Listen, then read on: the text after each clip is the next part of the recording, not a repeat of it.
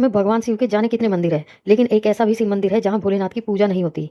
लोगों का मानना है कि यह मंदिर शापित है।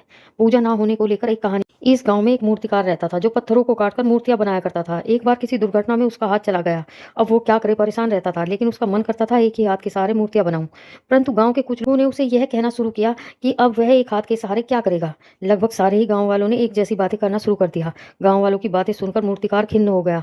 उसने प्रण कर लिया कि अब वह इस गाँव में नहीं रहेगा। यह प्रण करने के बाद वह एक रात अपनी छैनी हथौड़ी सहित अन्य औजार लेकर वहां गांव से दक्षिण दिशा के छोर की ओर निकल पड़ा। गांव का दक्षिण छोर प्राय ग्रामवासियों के सोच आदि प्रयोग में आता था। वहां एक विशाल चट्टान थी। अगले दिन प्रातःकाल जब गांववासी सोच के लिए उस दिशा में गए तो देखकर हैरान रह गए। किसी ने रातों रात में चट्टान को काटकर एक देवालय का रूप दे दिया था। कौतूहल से सबकी आंखें फटी रह गई। सारे गांववासी वहां पर एकत्रित हो गए, परंतु वह कारीगर नहीं आया जिसका एक हाथ कटा था। सभी गांव वालों ने गांव में जाकर उसे ढूंढा। आपस में एक दूसरे से भी उसके बारे में पूछा, परंतु उसके बारे में कुछ पता